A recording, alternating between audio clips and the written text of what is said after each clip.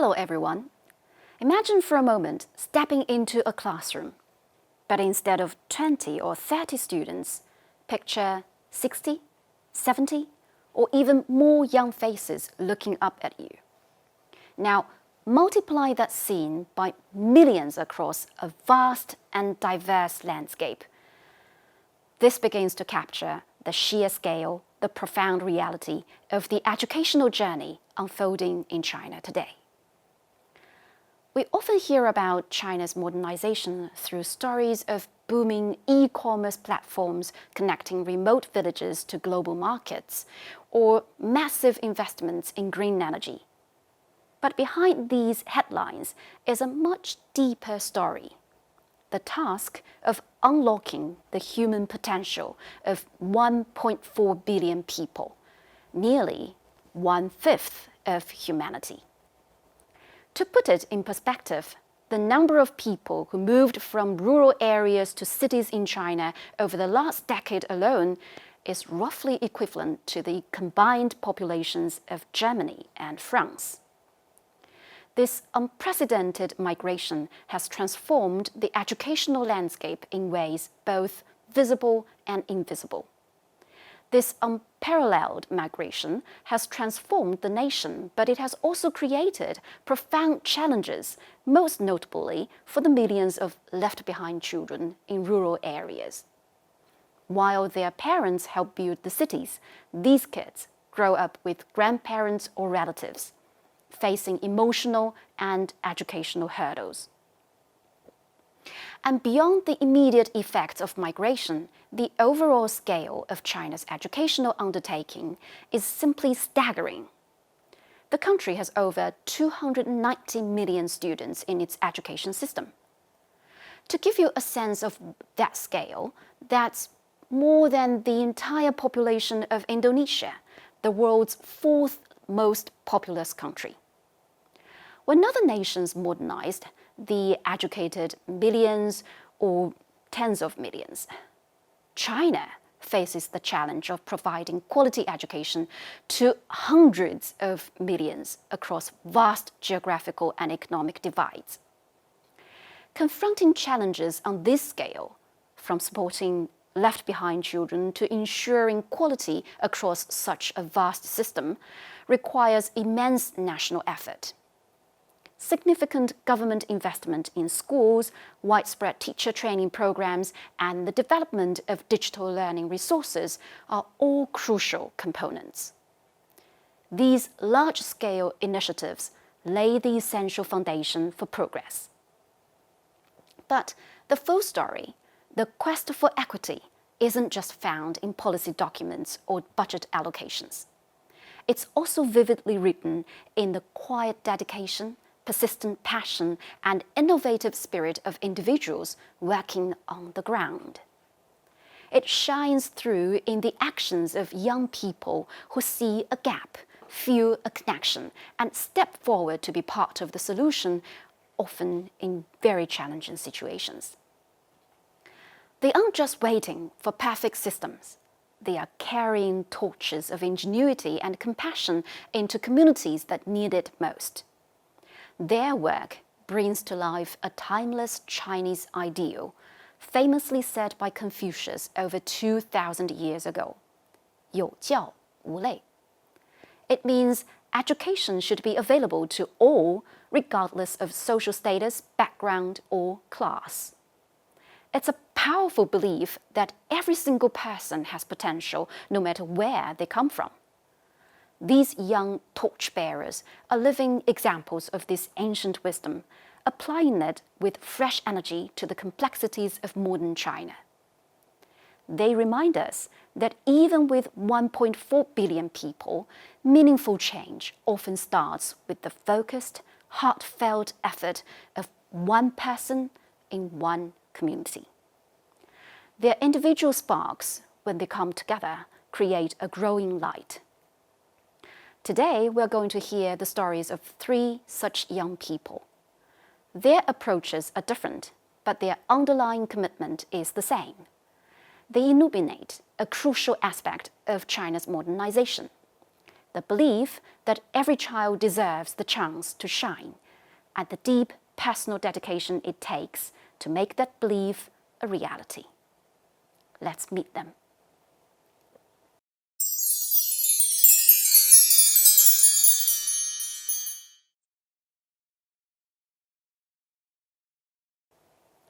Our first story takes us high into the mountains of Guizhou province, to a place known as the school above the clouds. This is Haiga Primary School, the highest altitude rural elementary school in the region. For years, it was a place defined by its isolation, perched high, often shrouded in mist, difficult to reach, and lacking resources. Teachers often didn't stay long due to the harsh conditions, and many local families felt they had no choice but to rent housing in the nearest town just so their children could go to school. This was a heavy burden that led many students to drop out after primary or middle school. Then, in 2016, Gu Ya arrived. He wasn't your typical rural teacher. Born in 1987, Gu was a music graduate and a former rock band guitarist. He came to Haiga with a simple but powerful goal: to help build a complete primary school so children could receive all 6 years of education right there in their own village. Having experienced the hardship of studying away from home himself, Gu felt a deep connection to this mission. What he saw when he first arrived stuck with him. Just 14 students, huddled in a cramped classroom, their eyes pointing down, afraid to make contact. They were physically there, but they seemed withdrawn, shy, lacking confidence, disconnected from the wider world beyond their mountain home. Gu, who also came from a rural background, felt an immediate urge to help them find their voices. The catalyst came unexpectedly. One afternoon, while playing music in his dorm to relax, he noticed something. He remembers, many children were looking at me through the window pane. When I turned around, I saw their eager eyes. So I thought maybe I could teach them to play musical instruments. And that's how an amazing experiment began. Gu Ya started gathering instruments, reaching out to friends and family for donations. He set up after-school music clubs. He carefully matched instruments to students' abilities. Ukuleles for younger children because of their small size, and nylon strings that wouldn't hurt tender fingers, and guitars, electric bass, and drums for older students who had more physical strength. Initially, the children knew nothing about music. Every note, every chord took patient teaching.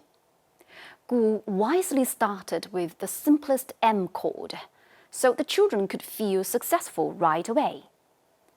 Then, step by step, he helped them build their skills.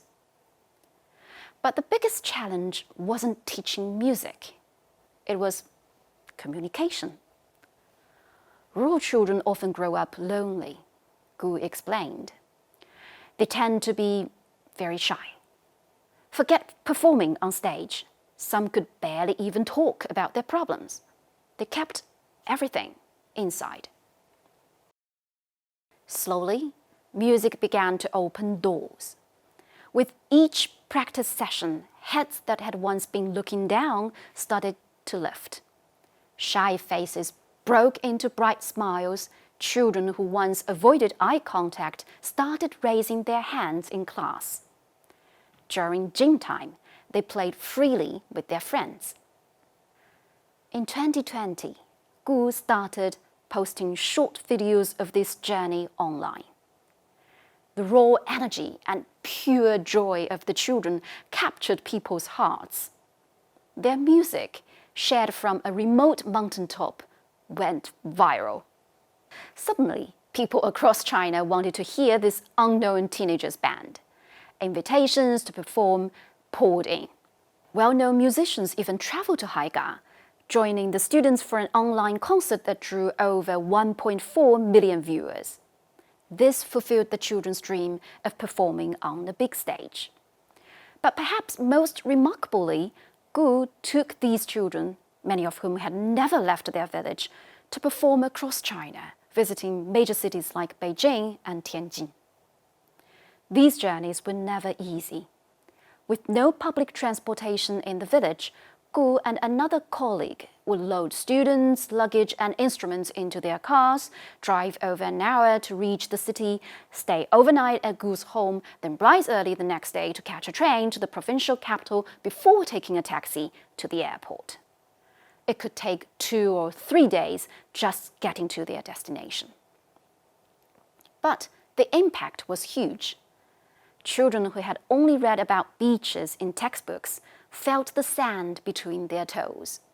Students who had only seen Tiananmen Square in pictures stood there in person, watching the flag-raising ceremony with tears of excitement in their eyes. Gu Ya sees the change clearly. Music used to be my dream, Gu reflects. But now it carries the dreams of those children. If I could choose all over again, I would still be their teacher. His dedication and the children's journey won a lot of support. Donations came in. The school was transformed. Today, Haiga Primary has 12 teachers and 105 students across all 6 grades. It now ranks first academically among all the village schools in the district. And a beautiful new music classroom stands as proof of how far they've come.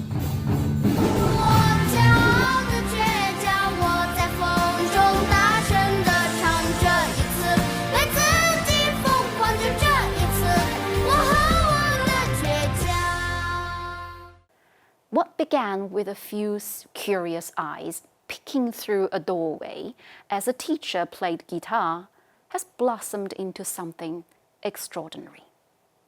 Through music, Gu Ya hasn't just taught notes and chords. He has helped children find their own voices in the world, voices that otherwise might never have been heard.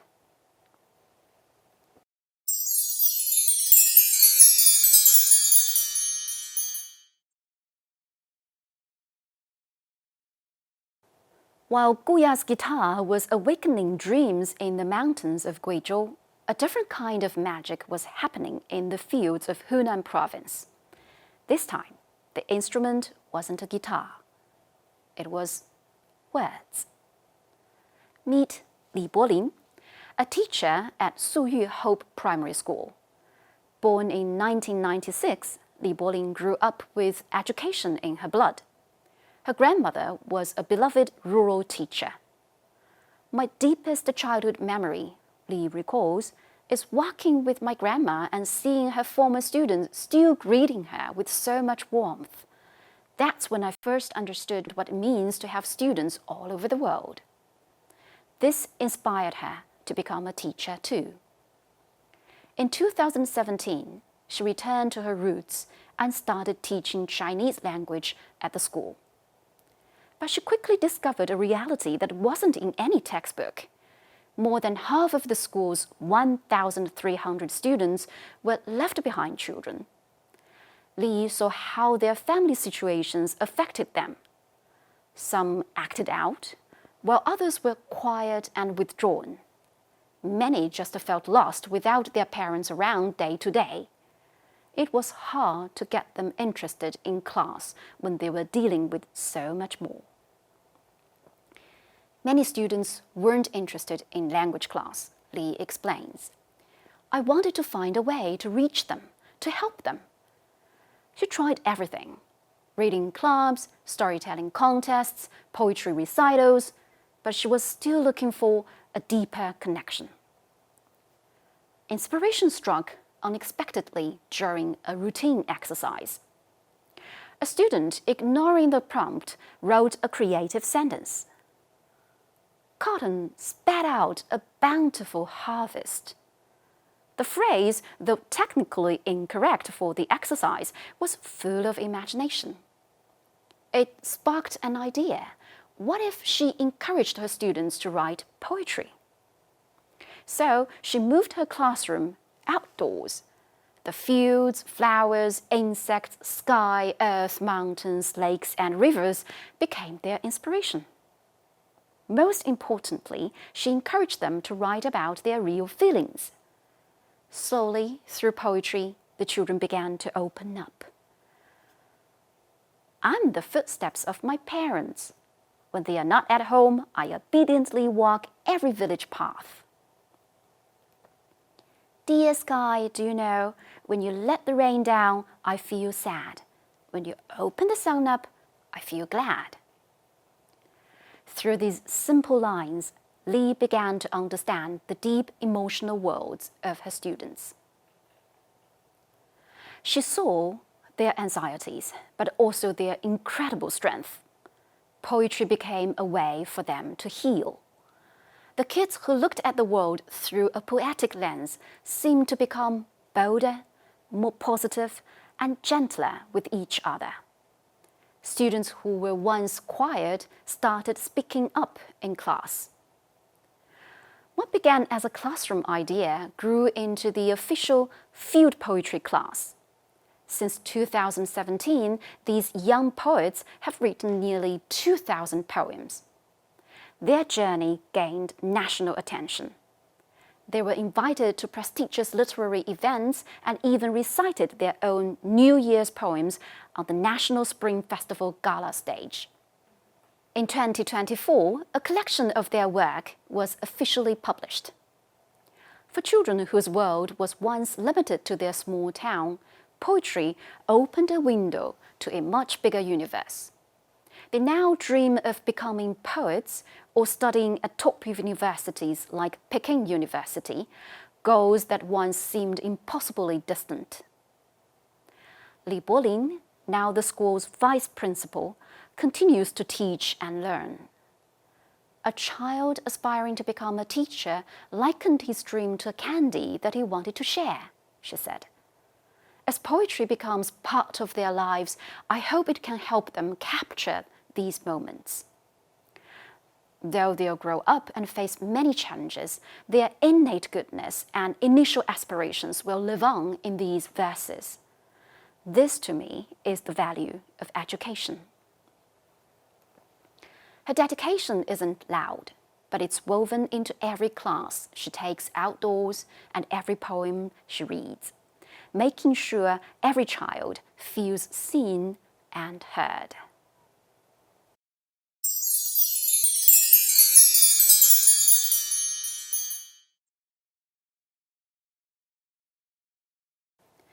While poetry was building bridges in Hunan, our final story shows that the most powerful lessons can go beyond the curriculum entirely. This is the story of Du Xuanmei, a teacher whose determination has overcome the most formidable physical barriers. Born in 1985 into a farming family in Sichuan, Du's life changed forever when she was just 1 year old. A severe illness tragically resulted in the loss of both her hands and feet. Simple things we do every day, like walking or eating, were huge challenges for her. When I was little, she recalls, I learned to walk by holding onto benches. At first, every step felt like 10,000 needles piercing my ankles. The bloodstains on her socks were a daily reminder of her struggle. By age 7, Du had taught herself to walk and dreamed of going to school. But her family worried. How could she write? Would other children mock her? At first, they said no. But Du was determined. She started practicing, trying to hold a wooden stick between her wrists to write on the ground. She failed again and again, but she never gave up. Eventually, calluses formed on her wrists, creating grooves that could hold the stick. That year, she wrote her first character. Her parents saw her incredible will and finally agreed to let her go to school. She excelled in her studies, went to college, and then made an extraordinary decision to return home and become a teacher, just like the kind teacher who had inspired her as a child. But her journey wasn't over. When she first arrived at her school in 2008, some parents and staff were skeptical. Could someone without hands and feet really teach? Du answered their doubts with actions. On her first day, she gracefully held chalk between her arms and wrote her name on the blackboard in beautiful flowing script. The students were amazed. With her engaging teaching, she quickly won over everyone. In her first few years, she took her class from the bottom of the school rankings all the way to the top. The physical toll of teaching is immense, but she never complains. To set a good example for her students' handwriting, she insists on writing key points on the blackboard. During class, she moves around the room to interact with the students and check on their progress. All this movement is exhausting and painful, as her prosthetics constantly rub against her skin, but she always greets her students with a warm smile. Her dedication doesn't stop when the bell rings. She spends extra time after class grading papers, a slow process that requires her to put down her pen to turn each page with her arms. She knows many of her students are left behind children with no one at home to help with homework, so she has them finish their assignments in the classroom where she can guide them. She even warms water to treat their chilblains in the winter and plays ping pong with them during breaks. This incredible resilience has had a profound impact. Her students see her strength and think, if our teacher with such physical challenges never fears hardship and never gives up, what excuse do we have not to try our best? Du Xuanmei's story of strength and dedication didn't stay within her classroom walls. She's published an autobiography titled Living Toward the Sun, which has sold over 160,000 copies. With the money from her book and her teacher's salary, she not only supports her own family, but also sponsored a student named Shuang Shuang all the way through university. She also shares her story at universities, encouraging young people with her positive spirit. I don't think I'm remarkable, she says. I just always tell myself to teach with a clear conscience. I hope my journey can inspire others. Now that we have heard the powerful stories of Gu Ya, Li Bolin, and Du Xuanmei, let's step back and think about what they show us about China's ongoing modernization. We started with the immense scale of the education system, but these three teachers reveal a deeper truth. The heart of modernization beats strongest in human connection and potential. Their work, whether using music to unlock voices, poetry to heal hearts, or pure resilience to inspire, is more than just a creative teaching. It's a vital force working alongside national policies and investments. It shows how one person's compassion and ingenuity can reach corners that grand strategies alone might miss. These stories compel us to think about what progress really means. Is it just about top-down plans and new technology? Or is it also a story co-written by policy and the unwavering commitment of individuals who see a need and step up to meet it, often against the odds? And I wonder, how might these ideas resonate beyond China? While the scale may differ, the challenges are universal. Every country has gaps in education, rural-urban divides, and students facing physical or social barriers.